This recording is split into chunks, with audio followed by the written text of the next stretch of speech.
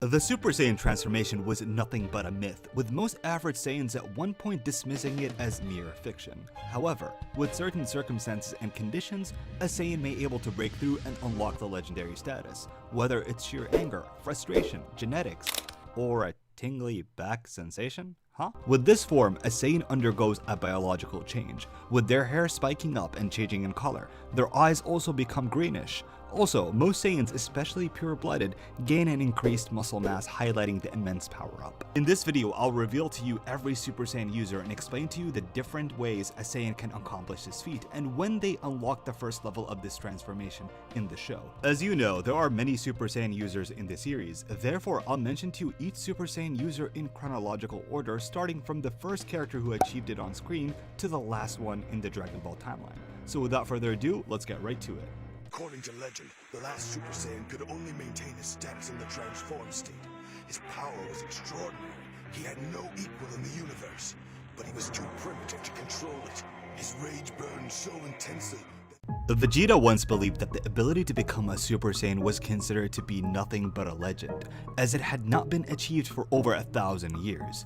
Back in the Namek Saga, during episode 66, Goku displays immense power, far above the average Saiyan, with the elite Frieza forces unable to touch Goku. Even Geese, one of the strongest members of the Ginyu Force, wasn't able to fathom that a Saiyan could have this much power, while Vegeta was the only one that sensed that something has changed in Goku, and wonders if he actually became the legendary Super Saiyan. There we have a glimpse of the original Super Saiyan, where it was depicted that he was actually an Uzara who was overcome by rage and fury. Vegeta further comments that he had no equal in the universe in terms of power. However, due to his primitive nature, he was consumed by the overflow of power and was destroyed by his own strength. Some people believe that this was Yamoshi, which is a character that we only knew through interviews by Akira Toriyama. As he stated, a man named Yamoshi was indeed the first Super Saiyan, but he was righteous-hearted, so the description does not fit the Saiyan that Vegeta was thinking about. Additionally, even if one wants to shoehorn that it could actually be Yamoshi, with the legend of Super Saiyan story being diluted as it passed from generation to another, it's worth noting that this flashback is a filler scene. However, it would still be interesting to one day fully visualize the stories of the original Super Saiyans. Among those are Yamoshi, who was also the first Super Saiyan god.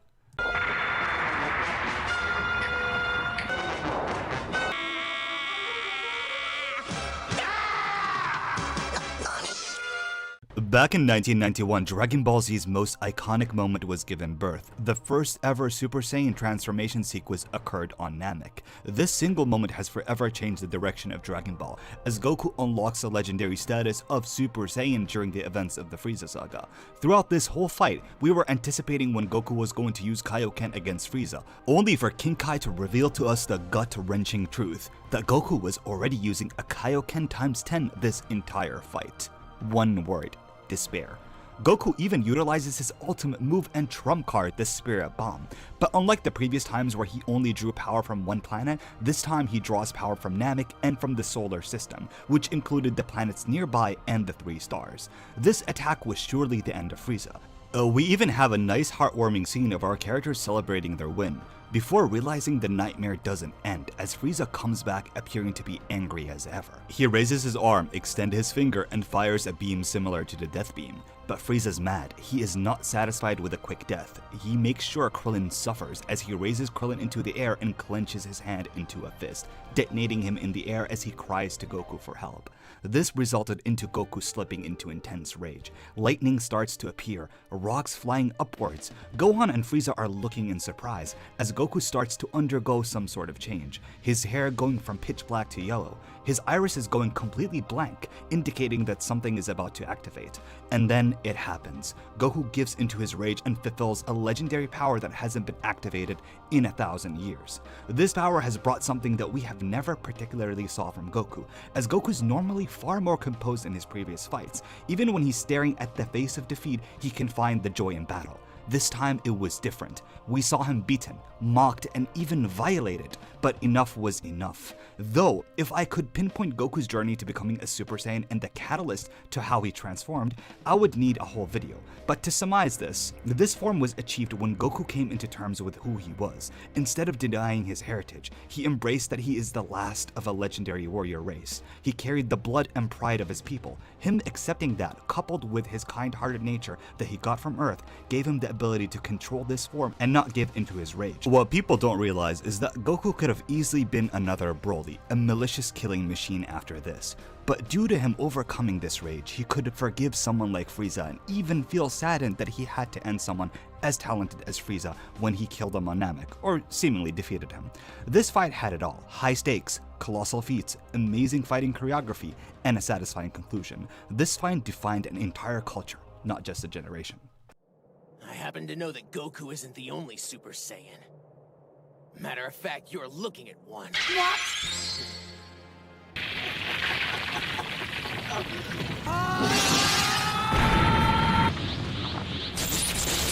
The second ever Super Saiyan transformation sequence that we have ever saw in the show was the mysterious character wearing the Capsule Corp logo on his jacket, a young man who confronted Frieza on Earth. He reveals to Frieza that there is another Super Saiyan. Frieza laughs almost mockingly, but it was cut short after Trunks starts to power up, shaking the entire Earth beneath him as he morphs into a Super Saiyan. While this is indeed the first time we see Trunks going Super Saiyan in the series, it is not the very first time he transformed. That occurred in the Future Trunks special after he discovers the death of his master and own best friend Gohan. This fit of rage and experience of loss triggered his Super Saiyan transformation. However, I must say this, when it comes to the manga, Akira Toriyama already had Future Trunks as Super Saiyan when he was fighting, so technically speaking, you could say he achieved it off-screen. That's right, my friend. Let me ask you, does a machine like yourself ever experience fear?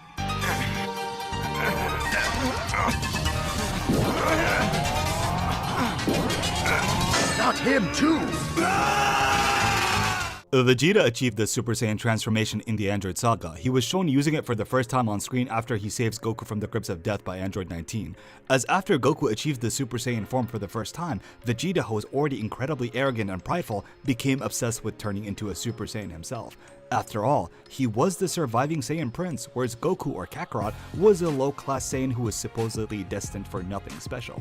This spurred Vegeta to take on the most intense 3-year training, where his body was pushed to the absolute limit. Even a basic training by Saiyan standards became a desperate struggle for survival. At 450 times normal gravity, Vegeta never stopped for one moment of rest. Even the simplest moves required every ounce of willpower he had. It seemed like the only thing holding his body together was his one desire to be better than Kakarot. Vegeta decides then to take his training into the solitude of space, where he would be unhindered by the distractions of the Earth. So, when a violent electrical storm erupted in the sky, he welcomed it. It seemed fitting, like it was an outward manifestation of the raging storm inside of him. That is when unexpectedly the meteors started falling down on him. Vegeta was determined to survive by protecting his ship from destruction. He thought he had everything under control, but that is when the biggest meteor appeared out of nowhere to seemingly claim his ship and his life. Vegeta explains that normally it would have been child's play to destroy that meteor, but after being physically fatigued from training under 450 times gravity, it took everything he had and more. He managed to keep his ship intact, but not before sustaining lots of damage. That's when something snapped inside of him. Vegeta didn't care anymore. He didn't care about being better than Kakarot. He didn't care about being a Super Saiyan. He didn't care if he lived. And a single moment where he just let go of everything, it happened. In pure rage, Vegeta achieves the status of Super Saiyan. Now, I know that I blatantly ripped off the whole script of how Vegeta achieved Super Saiyan, but even I couldn't have said it better than Vegeta himself. This is my personal favorite Super Saiyan moment in the series. However, I do not want to spoil the party, but the flashback itself is filler, and was never in the manga. However, it was a really great addition in the anime, and I personally consider it to be my own headcanon on how things played out. So while we can argue that the trigger wasn't that Vegeta stopped caring, or how Krillin thought that the trigger was to be pure-hearted and detached, Vegeta says otherwise, as his heart is pure. Besides, my heart is pure. Pure, unadulterated, badass. Did it. My son is a Super Saiyan. While nothing compared to the trial and tribulation that Vegeta had to go through, Gohan's journey was defined by self-belief and taking accountability. He achieves the Super Saiyan form transformation for the first time in the Room of Spirit and Time, otherwise known as the Hyperbolic Time Chamber. He trains with Super Saiyan Goku in a room where one day on Earth equals a whole year inside. There he is pushed by his father to become a Super Saiyan. Gohan tells his father to stop being soft and come at him like he wants to kill him. Goku sees the resolve on Gohan's face and obliges by charging a Kamehameha while in Super Saiyan. This potential life-threatening moment, in addition to Gohan finding the courage to fight not only for himself, but for his friends and family, he manages to place himself among legend and achieve the legendary status. So yes, while every Saiyan needs that anger to transform, the motivation behind that anger is different for each Saiyan.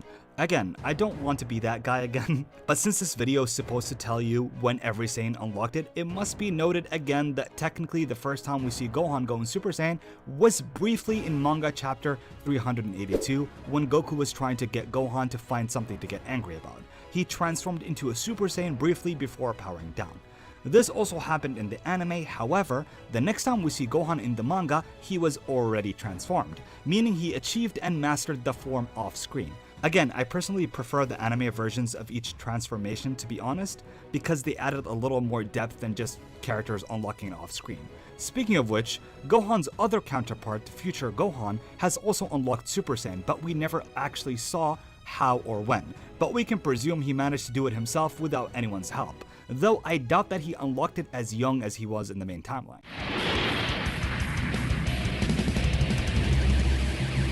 Broly is the legendary Super Saiyan. His character debuted in 1993 in the 8th Dragon Ball Z movie installment. Broly is the Saiyan of legend that Vegeta used to hear about, a ruthless, cold-hearted fighting machine who encompasses the true brutal nature of the Saiyan race.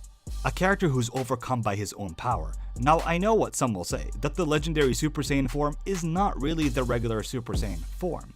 And you're absolutely right, Broly in fact unlocked the first level of Super Saiyan before his legendary form. In fact, he usually goes Super Saiyan first. This was first shown when he attacked Goku while he was asleep, though his hair appeared to have a purple-ish color and sometimes looking a bit blue. The reason behind that is that this is Broly's controlled Super Saiyan form, as his father had Broly under control with an advanced alien technology that sends signal to his mind in order to calm him down and prevent him from going berserk. This was initially used to prevent Broly from becoming the legendary Super Saiyan and destroy every galaxy out there. However, it was then destroyed when Broly completely loses it and transforms. In fact, due to this, when we see Broly in the next movie, his hair appears to be that of a normal Super Saiyan, which further proves that this legendary Super Saiyan form and his SSJ form are two different forms. In fact, one could argue that his legendary Super Saiyan form is a sub-form of SSJ2, or you could technically say that it's a Super Saiyan 2.5, though the form is entirely different in terms of its abilities anyways. I was the youngest Super Saiyan ever. You might need more time. Ah! You're a Super Saiyan! Oh my gosh, this is unbelievable! Goten is canonically the youngest Super Saiyan user. He unlocks the transformation at the age of 7 only. Right after Gohan brags to his brother that he still needs a little time before achieving what he did, Gohan is in utter shock at what he witnessed. Goten then reveals that his mother was training him off screen and pushed him into becoming a Super Saiyan after being mildly distressed. However, a popular accepted fan theory used to be was that Goten and Kid Trunks inherited the Super Saiyan genes from their parents, as they were conceived at a point where both of their parents already achieved the form. However, years later, Akira Toriyama revealed to us that it is simply because of the large number of S-cells that both Goten and Trunks had, as the more S-cells a Saiyan has, the easier they can transform. Also, Saiyans who are more timid, especially hybrids, tend to have more S-cells, and as a result have an easier time to transform. So, to an extent, the theory could still be correct in a way. So, what are you going to do about it? Guess I'll go Super.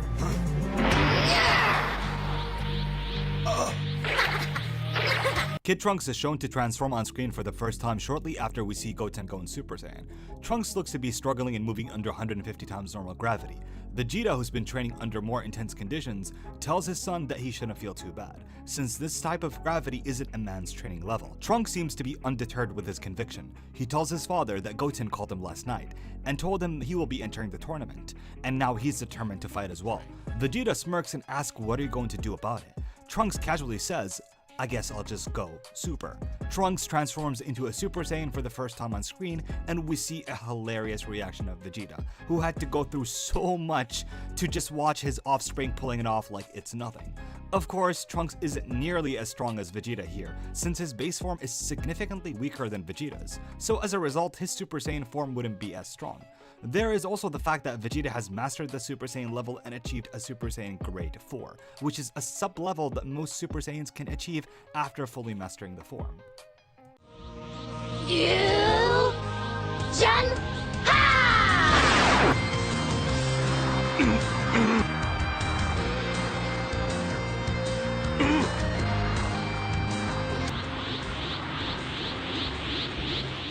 Since I know some people will mention in the comments that I missed the fusion characters, I decided that I will include all the fusions that achieved the first level of Super Saiyan.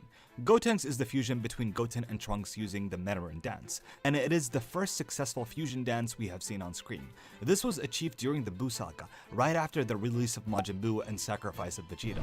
Goku, who was knocked out by Vegeta during their previous fight, realizes that both his son and rival are nowhere to be found. He makes the assumption that both must have perished.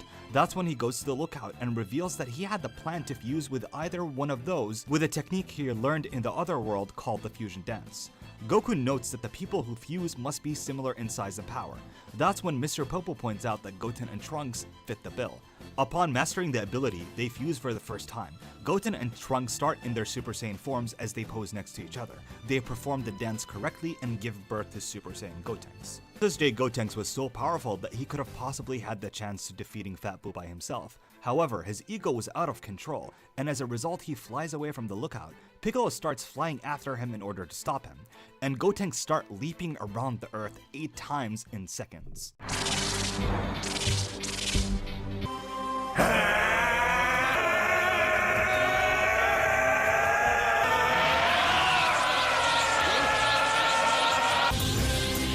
Call me Super Vegeta. Vegito is the fusion of Goku and Vegeta using the Potara earrings. After Super Buu absorbs Gohan and all hope seems to be lost, Goku tracks Vegeta down and manages to convince him to fuse. This combination managed to summon the strongest warrior in the OG Dragon Ball Z canon show. Vegito, even in his base form, could overwhelm the additional strength of Piccolo, Goten, Trunks, and even Ultimate Gohan that Super Buu managed to absorb. While Buu thought he had a slight chance against Vegito in the beginning of the fight, he tells Vegito that he doesn't compare to his true strength. Vegeta replies by powering up. His muscles quickly grew and he shifts to Super Saiyan. In the first level of Super Saiyan, Vegeta managed to easily outclass Gohan in all aspects.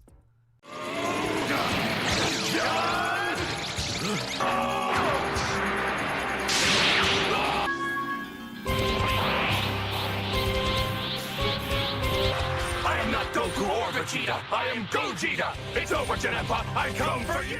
During the 13th movie installment titled Fusion Reborn, we were introduced to a villain who was essentially the personification and embodiment of evil. He is the manifestation of eons of evil souls that broke free all at once. His existence alone managed to warp the fabric of reality of hell to his own will, being able to affect a realm that is transcendental in size, as every universe in the macrocosm is described to be infinite and the other world is stated to be beyond the concepts of space and time in the super exciting guide, being a realm that is transcendental to the mortal universe. Even Goku, who was able to shake the entire afterlife after going Super Saiyan 3, wasn't able to fight against Super Janemba. This means Goku is yet again left with the only option to fuse with Vegeta, but with no earrings around, Goku teaches Vegeta to dance, and fuses with him. This gives birth to the angel born in hell, Gogeta. This was the first time we see Gogeta in Super Saiyan form. He was so overpowered, in fact, that a character that could reshape the afterlife was nothing compared to him. Gogeta in the first level of Super Saiyan managed to move in speeds that Janemba could not comprehend. He hits him so many times that his attacks seemed to have some sort of time lag. He basically hit him so fast that his body could not register any damage quickly enough. Gogeta wastes no time though, as he forms his iconic attack, the Stardust Breaker, or more accurately referred as Soul Punisher. He uses this attack to erase Shininba on the molecular level.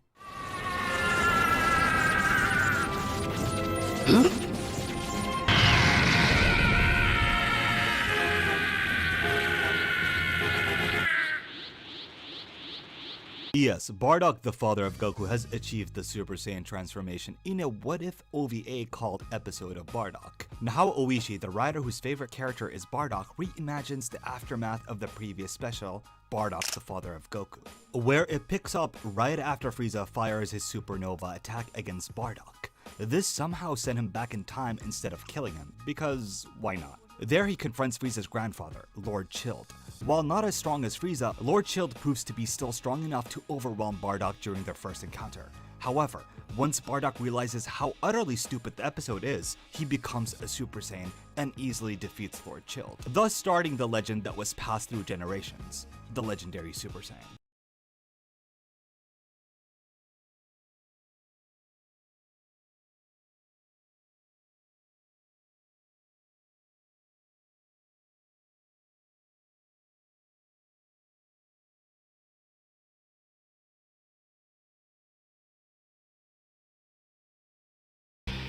In Dragon Ball Super, we were introduced with a new set of Saiyans from another universe. Among those is a Saiyan warrior named Kappa, who was selected by Vados to represent Universe 6 in the Tournament of Destroyers.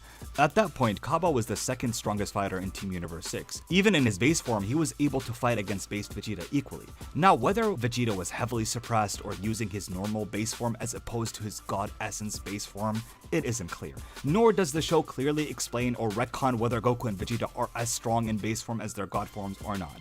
But I digress, it is not important. It is later revealed that despite Kappa fighting on par with Vegeta, he cannot access the Super Saiyan transformation. In response, Vegeta shows Kappa the Super Saiyan form, and pummels him to demonstrate the form's power. Kappa still isn't able to transform though. That's when Vegeta baits Kappa by telling him he will destroy his home planet and kill everyone he holds dear. Basically doing exactly what Goku did to Oob at the end of Z in order to get him angry and unleash his power. And just like then, Vegeta's plan worked, as this made Kappa angry enough to unlock this Super Saiyan transformation. However, despite Vegeta telling us that Kappa and Vegeta are equal at base, it seems that in Super Saiyan that's not the case, as Vegeta could easily tank a punch by Super Saiyan Kappa. However, one could make the headcanon that it's because Vegeta was in Super Saiyan Grade 4, whereas Kappa is in the Grade 1 form. Perfect. I was getting bored of fighting Trunks over and over again. Ha! Blonde hair. Of course he'd be able to turn into a Super Saiyan too!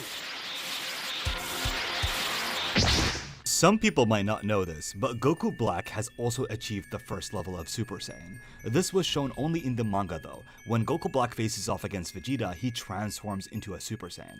Now there is a whole debate whether this was Super Saiyan 2 or not, and it can get a bit confusing, since the hair looks a little bit more rigid than usual and the blue lightning is usually one of the trademarks of Super Saiyan 2.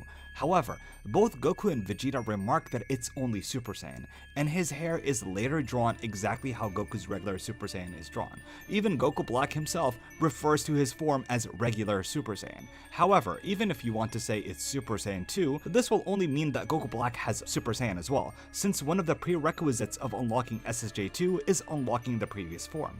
Vegeta, on the other hand, seems to be fighting in SSJ2 and was able to overwhelm Goku Black as a result. However, it's interesting to note that Goku Black in Super Saiyan was able to receive Zenkais as he fights, as every time he receives damage, Zamasu heals, pushing his power to a level where he could fight equally against Super Saiyan Blue Vegeta. Now, I just want to mention that Super Saiyan Goku Black actually looks so fucking good. He looks infinitely better in the manga. The way Toyotaro outlines his eyes with a thick black line really distinguishes Goku Black from Goku and makes him a lot more menacing and interesting in my opinion.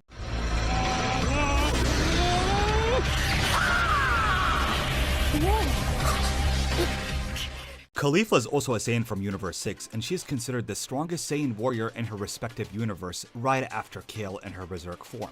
Even in her base form, she possesses more strength than base Kaba. That is why during the events leading to the Tournament of Power, Kaba makes an effort to recruit Caulifla and show her the Super Saiyan transformation. Despite Caulifla being depicted in the manga as a crime boss and gang leader, much like Goku, she enjoys fighting and proving her own strength. She shows more talent than Kaba as she transforms into a Super Saiyan almost effortlessly. Now, I'm not going to justify how the Universe 6 Saiyans easily unlocked Super Saiyan by simply focusing their energies on their backs and then feel some sort of tingle, because that's just stupid.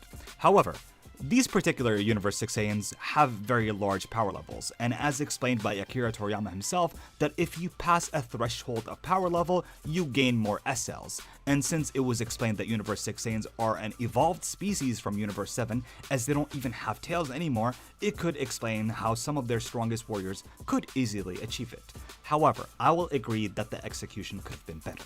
Although, to be fair, the story can't really introduce Saiyans and just make them weak. I mean, look what they did with Broly, so let's just be thankful that the Universe 6 Saiyans didn't unlock God mode by simply feeling tingles. Now, before I move on to the next one, I want to just say that I will not count Kale as a Super Saiyan user in this video. I'm only counting Super Saiyan Grade 1 or Mastered Super Saiyan. The Berserk form is a different type of form from the first level, so as a result, she will not be in this video.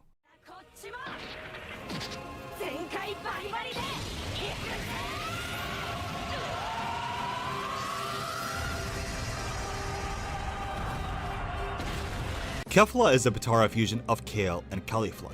During the events of the Tournament of Power, a fatigued Goku fights against both Kale and Caulifla in a 1v2 battle.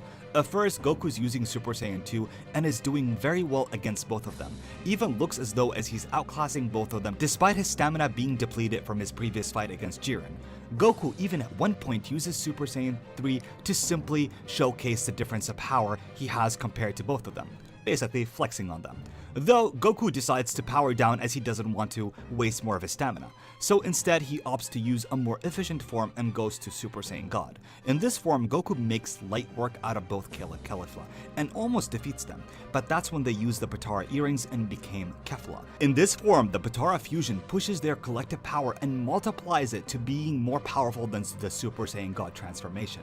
Kefla is so strong that Goku isn't able to sense the depths and limits of her base strength. She was even so fast for a God Goku to keep up or comprehend. Goku has no choice but to turn it up and become Super Saiyan Blue.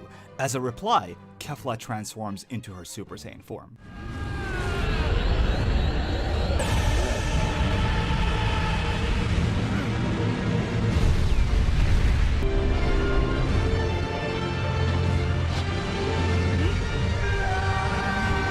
Yes, we have Broly again. He has achieved the Super Saiyan transformation for the first time twice. That is because we have two versions of Broly. The second version, as you know, is the Dragon Ball Super Broly.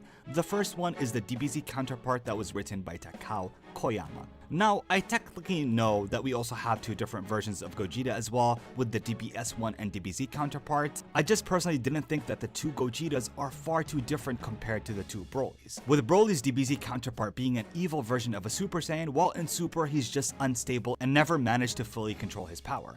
On the other hand, his DBZ counterpart is a lot weaker prior to transforming, as Broly in his base form was too weak for anyone to notice any real potential. Even Paragus protested that he's more powerful than base Broly after his plans were revealed by Trunks. Even his rage form wasn't significant enough to make Goku consider transforming. Contrast that to DBS Broly. In his base form alone, he managed to box against a base form Vegeta. And as you know, we are in a stage where Goku and Vegeta have literally ascended into godhood.